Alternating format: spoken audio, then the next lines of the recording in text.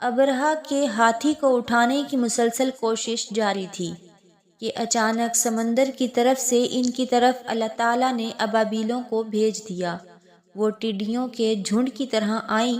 دوسری طرف عبد المطلب مکہ میں داخل ہوئے، حرم میں پہنچے اور کعبہ کے دروازے کی زنجیر پکڑ کر ابرہہ اور اس کے لشکر کے خلاف فتح کی دعا مانگی۔ ان کی دعا کے الفاظ یہ تھے: اے اللہ، یہ بندہ اپنے قافلے اور اپنی جماعت کی حفاظت کر رہا ہے، تو اپنے گھر یعنی بیت اللہ کی حفاظت فرما۔ ابرہہ کا لشکر فتح نہ حاصل کر سکے، ان کی طاقت تیری طاقت کے آگے کچھ بھی نہیں۔ آج صلیب کامیاب نہ ہو۔ صلیب کا لفظ اس لیے بولا کہ ابرہہ عیسائی تھا، اور صلیب کو عیسائی اپنے نشان کے طور پر ساتھ لے کر چلتے ہیں۔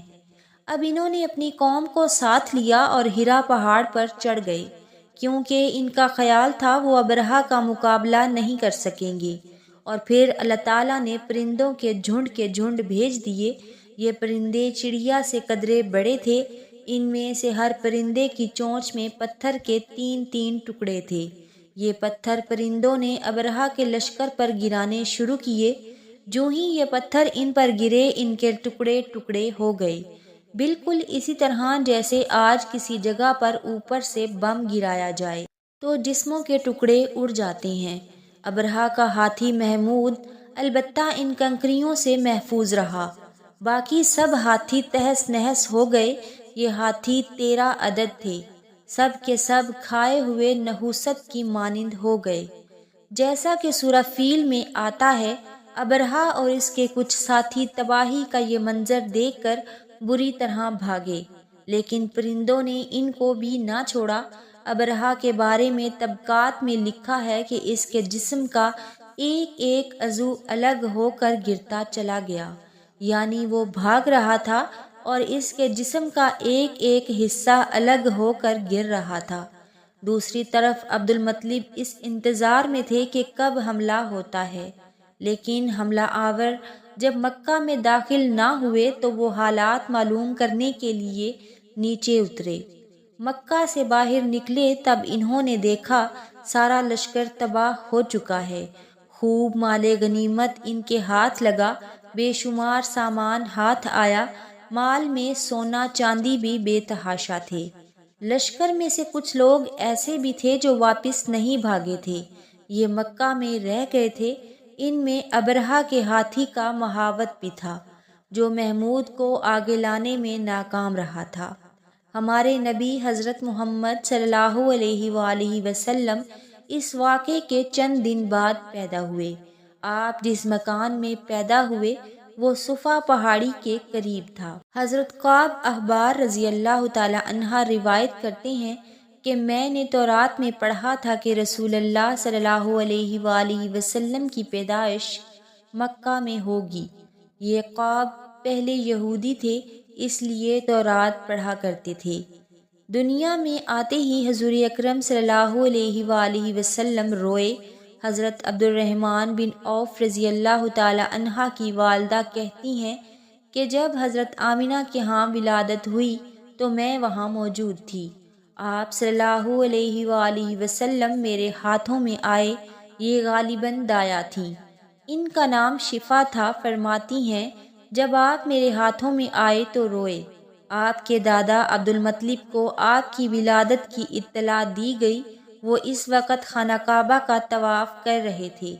اطلاع ملنے پر گھر آئے، بچے کو گود میں لیا۔ اس وقت آپ کی والدہ نے ان سے کہا یہ بچہ عجیب ہے، سجدے کی حالت میں پیدا ہوا ہے، یعنی پیدا ہوتے ہی اس نے پہلے سجدہ کیا، پھر سجدے سے سر اٹھا کر انگلی آسمان کی طرف اٹھائی۔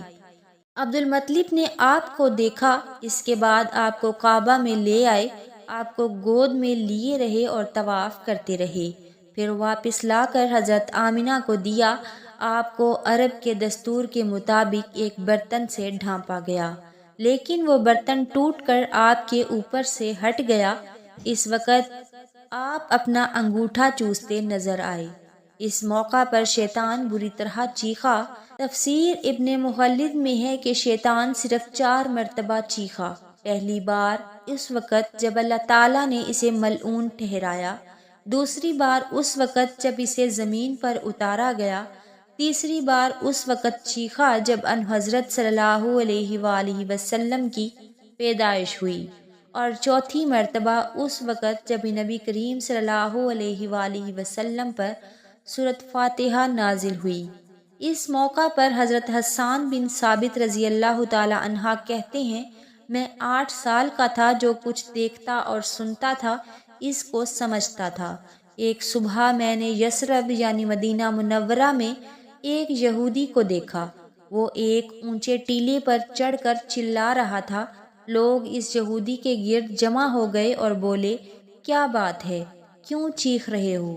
یہودی نے جواب دیا، احمد کا ستارہ طلوع ہو گیا ہے اور وہ آج رات پیدا ہو گئے ہیں۔ حضرت حسان بن ثابت رضی اللہ تعالی عنہ بعد میں 60 سال کی عمر میں مسلمان ہوئے تھے۔ 120 سال کی عمر میں انہوں نے وفات پائی، گویا ایمان کی حالت میں 60 سال زندہ رہے۔ بہت اچھے شاعر تھے۔ نبی کریم صلی اللہ علیہ وآلہ وسلم کی اپنے اشعار میں تعریف کیا کرتے تھے اور دشمنوں کی برائی اشعار میں بیان کیا کرتے تھے۔ غزوات کے موقع پر اشعار کے ذریعے مسلمانوں کو جوش دلاتے تھے۔ اسی بنیاد پر انہیں شاعر رسول کا خطاب ملا تھا۔ حضرت قعب احبار رضی اللہ تعالی عنہ فرماتے ہیں کہ میں نے تورات میں پڑھا ہے کہ اللہ تعالیٰ نے حضرت موسیٰ علیہ السلام کو حضرت صلی اللہ علیہ وآلہ وسلم کی ولادت کے وقت کی خبر دے دی تھی، اور حضرت موسیٰ علیہ السلام نے اپنی قوم بنی اسرائیل کو اس کی اطلاع دے دی تھی۔ اس سلسلے میں انہوں نے فرمایا تھا، تمہارے نزدیک جو مشہور چمکدار ستارہ ہے، جب وہ حرکت میں آئے گا تو وہی وقت رسول اللہ صلی اللہ علیہ وآلہ وسلم کی پیدائش کا ہوگا۔ یہ خبر بنی اسرائیل کے علماء ایک دوسرے کو دیتے چلے آئے تھے، اور اس طرح بنی اسرائیل کو بھی حضرت صلی اللہ علیہ وآلہ وسلم کی ولادت کا وقت یعنی اس کی علامت معلوم تھی۔ حضرت عائشہ رضی اللہ تعالی عنہا سے روایت ہے کہ ایک یہودی عالم مکہ میں رہتا تھا۔ جب وہ رات آئی، اس میں حضرت صلی اللہ علیہ وآلہ وسلم پیدا ہوئے، تو وہ قریش کی ایک مجلس میں بیٹھا تھا۔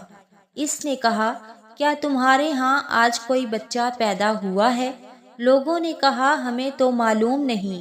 اس پر اس یہودی نے کہا، میں جو کچھ کہتا ہوں اسے اچھی طرح سن لو۔ آج اس امت کا آخری نبی پیدا ہو گیا ہے، اور قریش کے لوگوں وہ تم میں سے ہے، یعنی وہ قریشی ہے۔ اس کے کندھے کے پاس ایک علامت ہے، یعنی مہر نبوت۔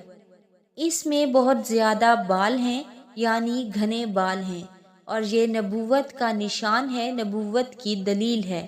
اس بچے کی ایک علامت یہ ہے کہ وہ 2 رات تک دودھ نہیں پیے گا۔ ایک علامت یہ ہے کہ وہ 2 رات تک دودھ نہیں پیے گا۔ ان باتوں کا ذکر اس کی نبوت کی علامات کے طور پر پرانی کتب میں موجود ہے۔ علامہ ابن حجر نے لکھا ہے کہ یہ بات درست ہے، آپ نے 2 دن تک دودھ نہیں پیا تھا۔ یہودی عالم نے جب یہ باتیں بتائیں تو لوگ وہاں سے اٹھ گئے۔ انہیں یہودی کی باتیں سن کر بہت حیرت ہوئی تھی۔ جب وہ لوگ اپنے گھروں میں پہنچے تو ان میں سے ہر ایک نے اس کی باتیں اپنے گھر کے افراد کو بتائیں۔ عورتوں کو چونکہ حضرت آمینہ کے ہاں بیٹا پیدا ہونے کی خبر ہو چکی تھی، اس لیے انہوں نے اپنے مردوں کو بتایا، ذرا چل کر مجھے وہ بچہ دکھاؤ۔ لوگ اسے ساتھ لیے حضرت آمینہ کے گھر کے باہر آئے، ان سے بچہ دکھانے کی درخواست کی۔ آپ نے بچے کو کپڑے سے نکال کر انہیں دے دیا۔ لوگوں نے آپ کے کندھے پر سے کپڑا ہٹایا۔ یہودی کی نظر جو ہی مہر نبوت پر پڑی، وہ فوراً بے ہوش ہو کر گر پڑا۔ اسے ہوش آیا تو لوگوں نے اس سے پوچھا، تمہیں کیا ہو گیا تھا؟ جواب میں اس نے کہا، میں اس غم سے بے ہوش ہوا تھا کہ میری قوم میں سے نبوت ختم ہو گئی، اور اے قریشیو، اللہ کی قسم یہ بچہ تم پر زبردست غلبہ حاصل کرے گا، اور اس کی شہرت مشرق سے مغرب تک پھیل جائے گی۔